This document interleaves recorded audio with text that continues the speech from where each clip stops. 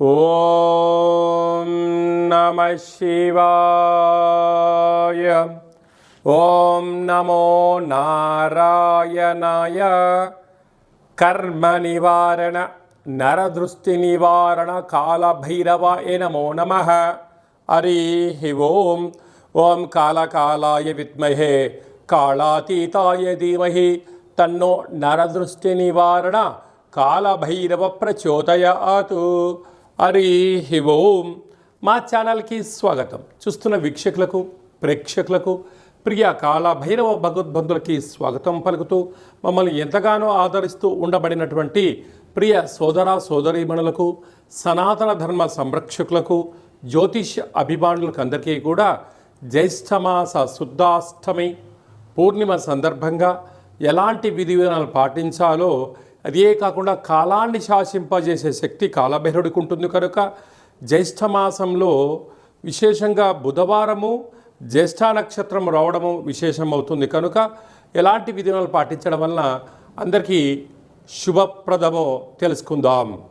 1వ తారీఖు 6వ నెల 2025 నుంచి 15/6/2025 వరకు పుట్టినటువంటి వారందరికీ కూడా ముందస్తుగా జన్మదిన శుభాకాంక్షలు. గతంలో వివాహం చేసుకున్న వారికి వివాహ వార్షికోత్సవ శుభాకాంక్షలు. ద్వాదశ రాశుల్లో గ్రహ గమనాన్ని ఒకసారి వీక్షింపచేద్దాం. మేషరాశిలో శుక్ర భగవానుడు, వృషభ రాశిలో బుధాదిత్య రాజయోగము, రవి బుధ సంచార స్థితి, మిథున రాశిలో దేవగురు బృహస్పతి సంచార స్థితి, కన్యరాశిలో కుజభగవానుడు నీచభంగ రాజ సంచార స్థితి, 18 సంవత్సరం తర్వాత సింహరాశిలో కేతు భగవానుడు, అలాగనే కుంభరాశిలో రాహు భగవానుడు, మీనరాశిలో శని భగవానుడు సంచార స్థితితో ప్రారంభమవుతుంది. అలాగనే 7వ తారీఖున కుజభగవానుడు కర్కాటకంలో నుంచి సింహరాశిలోకి మార్పు కలుగుతుంది కనుక ఈ విధమైనటువంటి పరిస్థితులు ఉన్నాయని చెప్పి కూడా గమనించాలి. మీనరాశి వారికి ఒకవైపు ఏలనాటి శని మధ్యమ సంచార స్థితి జరగడం, అర్ధాష్టమ గురు సంచార స్థితి దోషం ఉన్నప్పుడు ఎలా తొలగించుకోవాలి, ఎలా ఐశ్వర్యాన్ని పొందాలో ఈ వీడియోలో సవివరంగా సంపూర్ణంగా తెలుసుకుందాం. మీనరాశిలో ఏ నక్షత్రాలు వస్తాయనగా పూర్వాభాద్ర నక్షత్రం చివరి 4వ పాదము, ఉత్తరాభాద్ర నక్షత్రంలోని 4 పాదాలు, రేవతీ నక్షత్రంలో 4 పాదాలు కలిపితే మీనరాశి. రాశాధిపతి దేవగురు బృహస్పతి. రాశిలోనే శని భగవానుడు ఉండడం వలన కష్టపడి పనిచేయడం మీ వంతు, ఫలితం పక్కవారి వంతు అనే పరిస్థితి ఉంటుంది. అంటే బంధువులైనా, మిత్రులైనా, స్నేహితులైనా, తల్లిదండ్రులైన కూడా నీ దగ్గర ధనం ఉన్నంత వరకే నీకు విలువలు ఇవ్వడం జరుగుతుంటుంది. ధనం అయిపోతుంది, ధనము లేదని చెప్పి నీ విషయాన్ని తెలియజేసావా, వారే దూరం అయిపోయి మిమ్మల్ని ఏకాకి చేయడం జరుగుతుంది. ఇలాంటి కాల సమయంలో ఒత్తిడికి గురవడం, నరాల బలహీనత, అనేక రకాల సమస్యకు మీరు ఇబ్బంది అయ్యే పరిస్థితి ఉంటుంది. అదే కాకుండా 2వ స్థానంలో శుక్రుడు సంచారం చేయడం వలన నూతన వస్త్రాలు, బంగారు ఆభరణాలు, కార్లు, క్రయ విక్రయాలు కొనాలి అనేటువంటిది కోరిక కలుగుతుంది. అది మంచిదే. కాకపోతే మన దగ్గర ధనం ఎంత ఉంది, అప్పులు కాకుండా ఎలా చేసుకోగలగాలి, ప్రణాళికాబద్ధంగా జీవితాంగా మీరు ఏర్పాటు చేసుకోగలిగితే చాలా మంచి కాలం. తృతీయంలో బుధాదిత్య రాజయోగం. తల్లిదండ్రుల నుంచి మీకు రావాల్సిన ఆస్తిపాస్తులు కానీ, తల్లిదండ్రుల నుంచి గవర్నమెంట్ ఉద్యోగస్తులు కానీ, గవర్నమెంట్ నుంచి మీకు రావాల్సినటువంటి పాత బకాయిలు కానీ, మీకు రావాల్సిన దస్తావేజులు కానీ, పాస్బుక్లు కానీ వచ్చేటువంటి పరిస్థితి చాలా అధికంగా ఉంటుంది. అర్ధాష్టమ గురువు. వీలైనంత వరకు నదికి వెళ్ళేటప్పుడు, నీటిలో దూకేటప్పుడు చాలా జాగ్రత్త అవసరం. మీ జన్మ నక్షత్రం రోజున, ప్రతి శనివారం రోజున ఉపవాసంగా ఉండడం వలన వీటన్నిటినీ దూరం చేసుకునే పరిస్థితి కూడా చాలా అధికంగా ఉంటుంది. సంతాన స్థానంలో కుజ భగవానుడు సంచారం చేయడం వలన నూతనంగా వివాహమైన వారికి సంతాన యోగం, పిల్లల యొక్క చదువులు, పిల్లల యొక్క అభివృద్ధిలో మీరు ఉన్నతమైన కెరీర్ ఉంటుంది. లేకపోతే మీరు తీసుకున్న నిర్ణయాలే కరెక్టు, పిల్లలు ఇదే చదవాలి, లేకుంటే నేను ఇదే పని చేస్తాను, తల్లిదండ్రులు నా మాట వినాలి అనేటువంటిది పోకడ కన్నా మీరు మనసు మాట్లాడండి, వారితో షేర్ చేసుకోండి. ఉన్నతమైన స్థితి మీనరాశి వారి సొంతమవుతుంది. 6వ స్థానంలో కేతు సంచారం చేయడం వలన దయచేసి అప్పులు ఇవ్వద్దు, అప్పులు కూడా తెచ్చుకోవద్దు. దీనివల్ల రెండు ఏమవుతాయంటే వ్యక్తిని మానసికంగా శారీరకంగా మిమ్మల్ని కుక్కతీస్తాయి.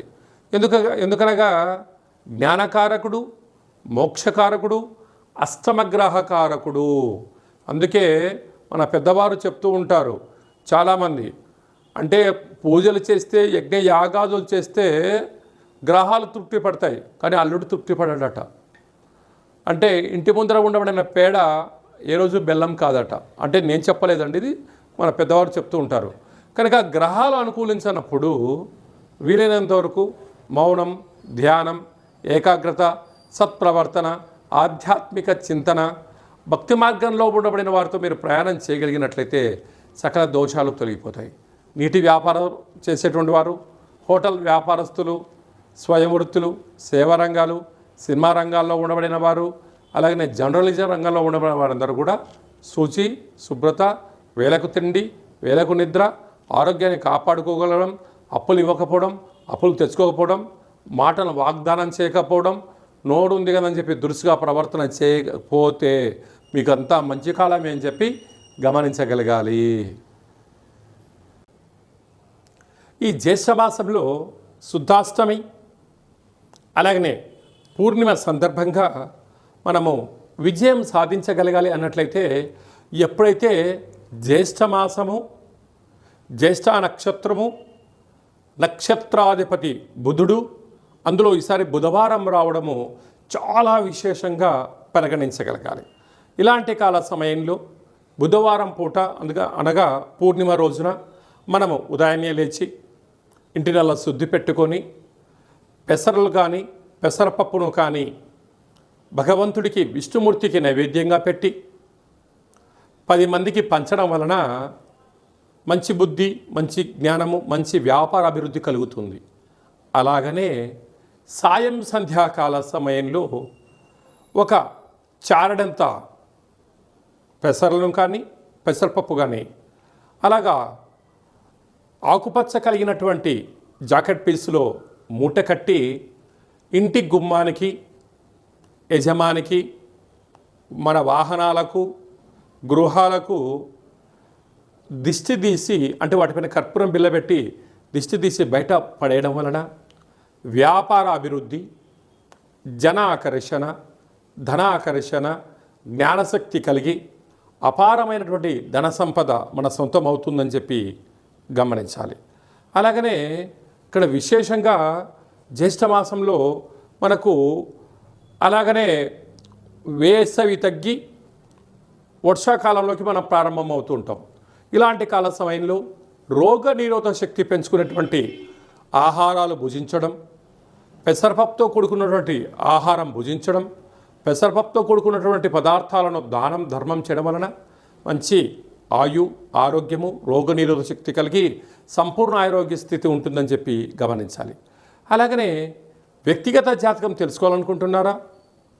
మీరు పుట్టినటువంటి తేదీ, నెల, సంవత్సరం, పుట్టిన సమయము, మీ పేరు రాసి వాట్సాప్లో మీరు పంపించగలిగినట్లయితే 100 సంవత్సరముల జాతకాన్ని సవివరంగా సంపూర్ణంగా వ్రాసి మీకు అందజేయడం జరుగుతుంది. మీకు పుట్టినప్పుడు గ్రహ గమనాలు ఎలా ఉన్నాయి, ప్రస్తుతం ఎలా ఉంటున్నాయి, రాబోయే కాలంలో ఎలా ఉండబోతున్నాయో వివరించడం కూడా జరుగుతుంది. అలాగే నేను చాలామందికి డేటా బర్తులు లేనటువంటి వారికి మీ పేరు యొక్క మొదటి అక్షరాన్ని అనుసరిస్తూ రాశి యొక్క స్థితిగతులను తెలియచేస్తూ రమణ శాస్త్రం ద్వారా అనగా గవళ ద్వారా కాళభైరవ ఉపాసన చేత భూత, భవిష్యత్, వర్తమానాన్ని తెలియజేయడం జరుగుతుంది. కనుక ఆసక్తి గలవారు ఈ కింది నెంబర్ని ఆన్లైన్ ద్వారా కానీ ఆఫ్లైన్ ద్వారా కానీ వాట్సాప్ ద్వారా సంప్రదించి జాతకాన్ని తెలుసుకొని జీవితంలో ఉండబడిన అడ్డంకులను తొలగించుకొని అందరూ ఉన్నతమైనటువంటి ఉజ్వలమైనటువంటి బంగారు భవిష్యత్తులో జీవన గమనాన్ని పొందాలనేది చిన్న విన్నపం. అలాగే ఇంకనూ మనం సాధించగలగాలి అన్నట్లయితే ఈ యొక్క పాత్ర కంచు పాత్ర అంటారు. మన పెద్దవారు చెప్తుంటారు, కంచు మోగినట్టు కనకంబు మోగదు గదరా సుమతి అని చెప్తుంటారు. ఈ యొక్క పాత్రను మనం ఇంట్లో పెట్టుకొని ఉదయం పూజ చేసిన తర్వాత, సూర్య నమస్కారం చేసుకున్న తర్వాత ఇలా ఒక్కసారి శబ్దం చేస్తే ఓంకార శబ్దం రావడం జరుగుతుంది.